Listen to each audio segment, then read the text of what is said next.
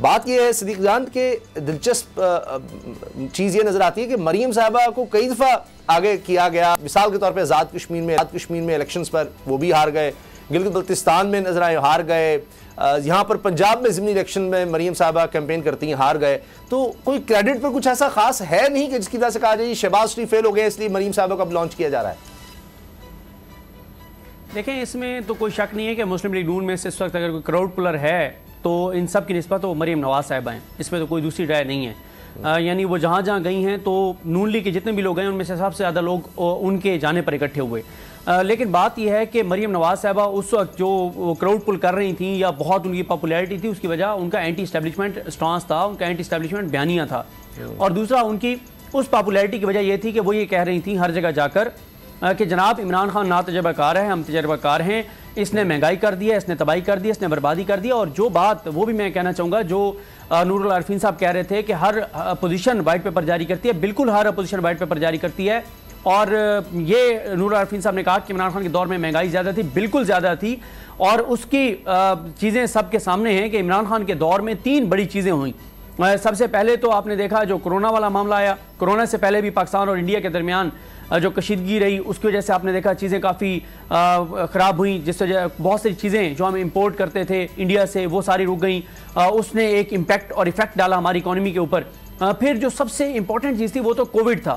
Covid میں ہم نے اربوں ڈالر کی ویکسین جو ہے وہ امپورٹ کی. نہ صرف یہ کہ اربوں ڈالر کی ہم نے ویکسین امپورٹ کی بلکہ کووڈ نے پوری دنیا کو ہلا کے رکھ دیا اور وہ صدی کا سب سے بڑا بحران تھا جس نے دنیا کے بہت بڑے بڑے ملک ان کو بھی ایکسپوز کر دیا. تو ایک کووڈ تھا. اور تیسرا معاملہ تھا جو افغانستان کی صورتحال تھی، اس نے بھی پاکستان کی معاشی صورتحال کے اوپر جو ہے امپیکٹ ڈالا. تو یہ 3 چیزیں تھیں عمران خان کے دور میں. اور جو بات نور العارفین صاحب یہ کہہ رہے ہیں کہ جو شریف خاندان جب پہلے اقتدار میں تھا 2013 سے 18 تک تو پیٹرول کی قیمتیں جو ہیں وہ 90 روپے تھیں. تو اس وقت ذرا انٹرنیشنل مارکیٹ میں بھی دیکھ لیں کہ انٹرنیشنل مارکیٹ میں ان 2013 سے لے کے 2018 تک انٹرنیشنل مارکیٹ میں آئل پرائسز کیا تھیں کہ وہ یہاں پہ 90 روپے کا جو ہے وہ دے رہے تھے.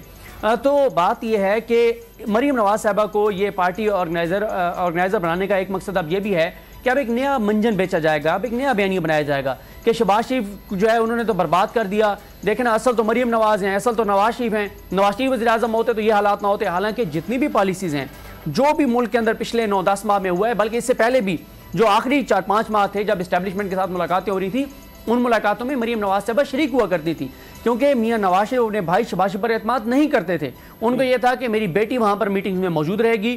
نہ صرف مریم خود میٹنگ میں موجود نہیں بلکہ میاں نواز شریف خود بھی اسکائپ کے ذریعے مختلف جو ہے وہ ایپس کے ذریعے ویڈیو کال کے ذریعے بہت سی ان کی میٹنگز ہوئی ہیں. اور یہ باتیں ساری کھل کے سامنے آئیں گی کہ کس کس کے ساتھ ان کی ویڈیو کال پہ بات ہوئی اور کون کون یہاں سے ملنے گیا، کس کس سے میاں صاحب رابطے میں رہے. جو کچھ یہ ہوا حکومت لینے کے معاملے میں اس سب میں نواز شریف آن بورڈ تھے، ان کی مرضی سے ہوا. پھر آپ نے یہ بھی دیکھا کہ ایک بیوقوف عوام کو بنانے کی کوشش کی گئی تھی کہ جناب وہ پیٹرول بڑھانے لگے تو میاں صاحب ناراض ہو گئے اٹھ کے چلے گئے. پھر اس کے بعد آپ نے دیکھا کہ 7 بار اس کے بعد پیٹرول بڑھا. تو پھر 2 ہی چیزیں ہیں نا، یا تو یہ ہے کہ میاں صاحب شامل تھے ان ساری تباہی اور بربادی میں اور مہنگائی میں، یا یہ ہے کہ ان کی پارٹی کوپریٹ نہیں رہی اور پارٹی ان کی بات نہیں مانتی. یہ تو ہو نہیں سکتا کہ پارٹی ان کی بات نہ مان رہی ہو. اور پھر یہ جو ایک منجن بیچا جاتا تھا کہ شہباز شریف تو جو ہے وہ اسٹیبلشمنٹ کا بندہ ہے اور میاں صاحب بڑے انقلابی ہیں، وہ بڑے نظریاتی ہیں. آپ کو یاد ہوگا بلاول صاحب میاں صاحب کو مل کے نکلے تھے جیل سے، انہوں نے کہا تھا میاں صاحب اب نظریاتی بن گئے. یہ باتیں بھی غلط ثابت ہوئی کیونکہ پورے کے پورا اس رجیم چینج اور سارے آپریشن میں ہر چیز کی منظوری میاں نواز شریف نے خود دی ہے. اور یاد کریں اس وقت جب یہ باجماعت ساری جماعتوں نے ایکسٹینشن کے اوپر ووٹ دیا تھا تو خواجہ آصف صاحب نے کیا کہا تھا کہ ہم نے حلف دیا ہے وہاں پر جا کے میٹنگ میں جو باتیں ڈیسائیڈ ہوئی ہیں وہ باہر نہیں کی جائیں گی. تو معاملہ تو اس وقت سے شروع ہو گیا تھا. اور ابھی مصطفیٰ نواز کھوکھر صاحب نے کہا ہے کہ جب یہ ایکسٹینشن کے لیے قانون سازی ہوئی تھی اس وقت جو چیزیں ہوئی تھیں اگر میں بتاؤں تو ٹی وی پہ چل نہیں سکتی. تو یہ اب نیا ایک منجن بیچنے کے لیے مریم نواز کو ذمہ داری دی گئی ہے کہ شہباز شریف انتہائی فضول آدمی ہے. اگر آپ کو یہ ویڈیو پسند آئی ہے تو ہمارا چینل سبسکرائب کریں اور بیل کے بٹن پر کلک کریں.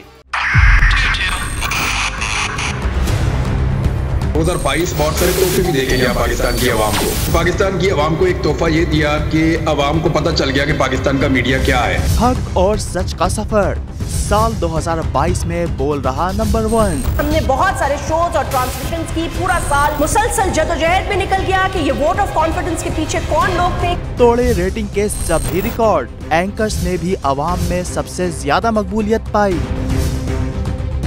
اور سوشل میڈیا پر بھی بول رہا سب پر بھاری. सब्सक्राइब करें और बेल दबाएं ताकि कोई खबर रह न जाए।